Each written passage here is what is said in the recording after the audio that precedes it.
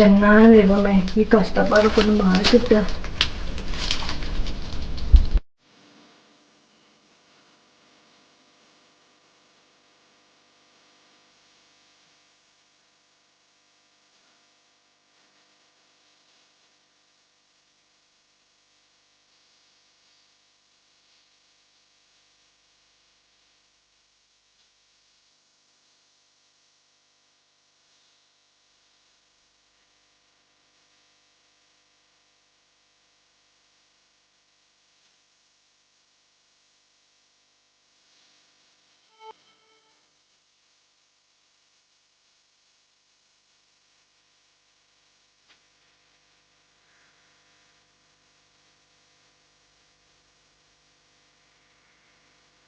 അല്ല, രണ്ടാളും ഇങ്ങനെ ഇരുന്നാൽ എങ്ങനെയാ? അടുക്കളയിലൊക്കെ എന്തെങ്കിലും വാങ്ങിക്കണ്ടേ? പിന്നെ കേബിളിന്റെ ബില്ല് വന്നിട്ടുണ്ട്. പൈസ അടച്ചില്ലെങ്കിൽ അതത് കട്ട് ചെയ്യും. ഗ്യാസ് തീർന്നിട്ട് കുറേ ആയി. പൊടിയിൽ നിന്ന് കിട്ടുന്ന ഓലയും മട്ടലൊക്കെ വെച്ചിട്ടാണ് കത്തിക്കുന്നത്. മഴ കഴിഞ്ഞിട്ടായിട്ട് കത്തുന്നുമില്ല. അല്ലാന്ന് മൊബൈലിൽ നെറ്റൊക്കെ തീർന്നിട്ടോ. അതുകൊണ്ട് കുട്ടികൾക്ക് ഓൺലൈൻ ക്ലാസ് ഇട്ട് കയറാനും കഴിയുന്നില്ല.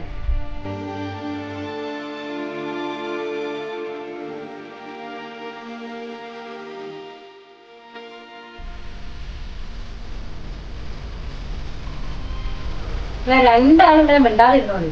എന്തെങ്കിലും കാട്ടിക്കൂട്ടില്ല.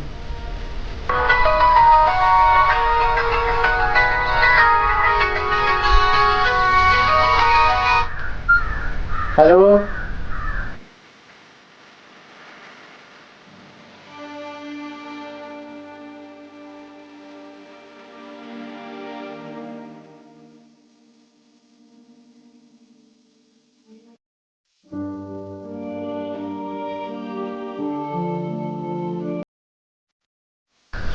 ആ ഓ ശരി ശരി ശരി.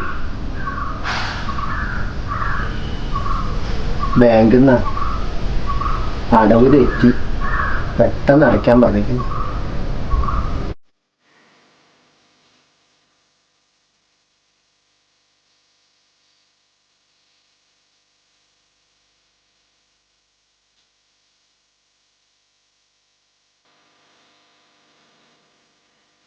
ചേട്ടാ, പത്രത്തിന്റെ പൈസ 3 മാസത്തെ പൈസ ബാലൻസ് ഉണ്ട് കേട്ടോ. മോനെ, എല്ലാം കൂടി അടുത്ത മാസം എടുക്കാം. ഇപ്പം കയ്യിലൊന്നുമില്ല. പിന്നെ നാളെ മുതൽ പത്രം ഇടണ്ട, ഞാൻ പറയാം. എവിടെ പോയാലും തന്നെയാണ് അവസ്ഥ. അമ്മച്ച, ഇന്നലെ ഒരു മാമ തന്നിട്ട് പോയതാ. കറണ്ട് ബില്ലല്ലേ? എത്ര ഉണ്ട്? 1300 റുപ്യ.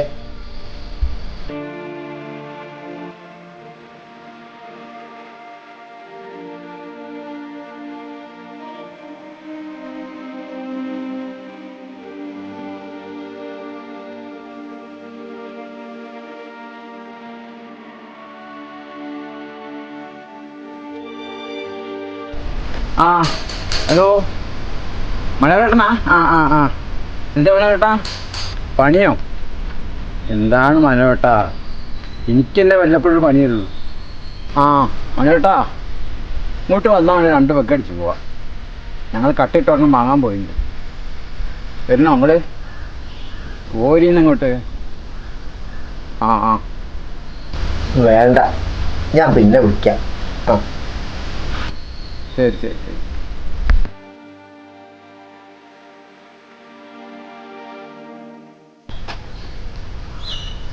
നോക്കീന് റേഷൻ കടയിലൊന്ന് പോയി നോക്കോ. ഈ മാസം കിറ്റ് വന്നിട്ടുണ്ടാവും.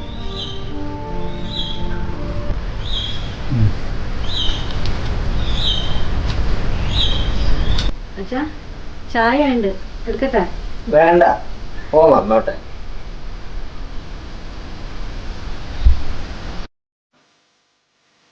കറണ്ട് ബില്ല് അടച്ചില്ലെങ്കിൽ അവർ ഫീസ് വരും. മൊബൈൽ റീചാർജ് ചെയ്തില്ലെങ്കിൽ മോളുടെ ഓൺലൈൻ ക്ലാസ്സും നിന്ന് പോകും. ഗ്യാസിനേക്കാൾ വില പിറക്കിന. ലാഭം കേസ് തന്നെ. അതിന് വേണ്ട പൈസ. ജോലിയും കൂലിയും ഇല്ലാതെ എത്രയെന്ന് വെച്ചാൽ എങ്ങനെ ഇരിക്കുക? ജീവിക്കാനുള്ള മാർഗങ്ങളൊക്കെ അടഞ്ഞു പോയല്ലോ ടീച്ചര. ഇനി എന്ത് ചെയ്യും?